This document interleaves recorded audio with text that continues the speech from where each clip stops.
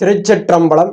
Sivajothi YouTube channel நேயர்கள் அனைவருக்கும், உலக தமிழ்ச் சொந்தங்கள் அனைவருக்கும் அடியேனுடைய பணிவான வணக்கங்களை முதற்கண் தெரிவித்துக் கொள்கின்றேன்.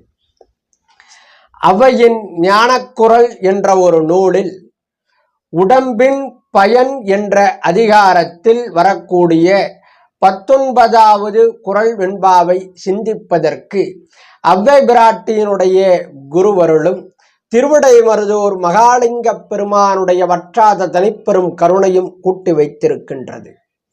இந்த குறள் வெண்பாவானது உடம்பினால் பெற்ற பயனாவ எல்லாம் திடம்பட ஈசனை தேடு என்பது இக்குறள் வெண்பா. ஆன்மாக்களுக்கு சிவபெருமான் உடம்பை வழங்கியதன் நோக்கம் தன்னைப் போலவே இந்த மண்ணுயிர்களும் இன்பமாக வாழ வேண்டும் என்பதற்காகவே. உடம்பினை பெற்ற ஆன்மாக்கள் அனைத்தும் உடம்பு வழங்கப்பட்ட நோக்கத்தை உணர்ந்து ஈசனை தேடி கண்டுகொள்ள வேண்டும். ஆனால் ஈசனை தேடி கண்டுகொள்ளாமல் வேறு ஏதையோ தேடி அலைகின்றது இந்த உடம்பை பெற்ற ஆன்மாக்கள். சில பேர் வீடு வாசல்களை தேடி அலைகின்றனர். சில பேர் புதிதாக வண்டி வாகனங்களை சம்பாதித்து கொள்ள ஆசைப்படுகின்றனர். சில பேர் செல்வத்தை தேடுகின்றனர். சில பேர் புகழை தேடுகின்றனர். சில பேர் பதவியை தேடுகின்றனர். இறைவன் அருளால் எல்லாம் கிடைக்க பெற்றாலும் இறுதியில் மன நிம்மதியை தேடுகின்றனர் சில பேர். அதுபோல மேற்கண்ட செல்வம், பதவி, வண்டி வாகனங்கள், வீடு, புகழ் இவை அனைத்தையும் எவ்வாறு ஆன்மாக்கள் தனக்கு வெளியில் தேடுகிறதோ அதுபோல சிவபெருமானையும் வெளியில் தேடுகின்றனர். கோயில்களில் தேடுகின்றனர், மலைகளில் தேடுகின்றனர், அருவி ஆறுகளில் தேடுகின்றனர், குகையில் தேடுகின்றனர்.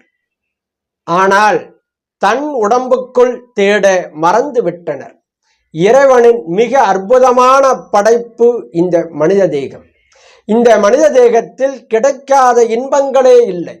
அனைத்தும் நமக்குள்ளேயே இருக்கிறது, வெளியில் இல்லை. சுவையை நாக்கு உணர்கிறது, சத்தத்தை காது கேட்கிறது, காட்சிகளை கண் பார்க்கிறது, நறுமணத்தை மூக்கு நுகர்கிறது, தோல் பரிசத்தை உணர்கிறது. சுவைத்தல், கேட்டல், பார்த்தல், நுகர்தல், ஸ்பரிசித்தல் போன்ற அனைத்தும் நம் உடலை விட்டு வெளியில் நடப்பதல்ல, நமக்குள்ளேதான் நடக்கிறது.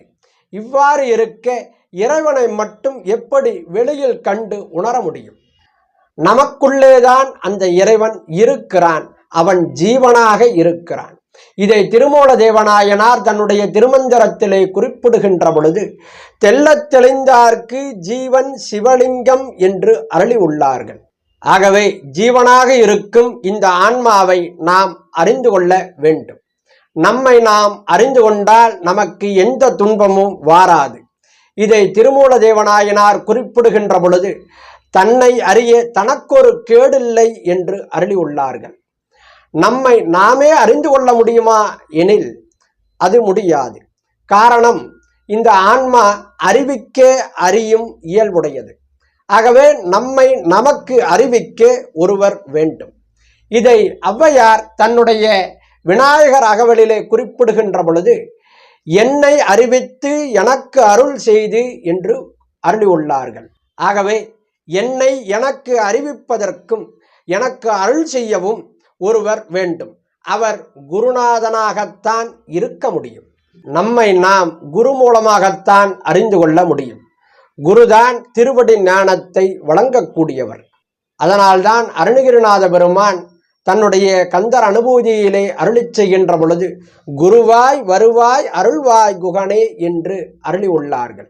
ஞானத்தை தேடக்கூடியவர்கள் அரிதனும் அரிதாகி விட்டதனால் ஞான குருமார்களும் அரிதாகி விட்டனர். ஆகவே நாம் நம்முடைய தகுதியை வளர்த்து கொண்டால் இறைவன் குரு மூலமாக எழுந்தருளி அவனுடைய திருவடி ஞானத்தை வழங்குவான். இதை திருவாசகத்திலே மணிவாசக பெருந்தகை குறிப்பிடுகின்ற பொழுது வந்து நின் இணையடி தந்தே என்று அருளி உள்ளார்கள். ஆகவே குரு மூலமாக நாம் இறைவனை தேடி கண்டுகொள்ள வேண்டும். இதுதான் இந்த உடம்பை பெற்ற உன்னதமான பயன் என்று கூறி இந்த அளவிலே இன்றைய சிந்தனையை பூர்த்தி செய்து அமைகிறேன். நன்றி, வணக்கம், திருச்சிற்றம்பலம்.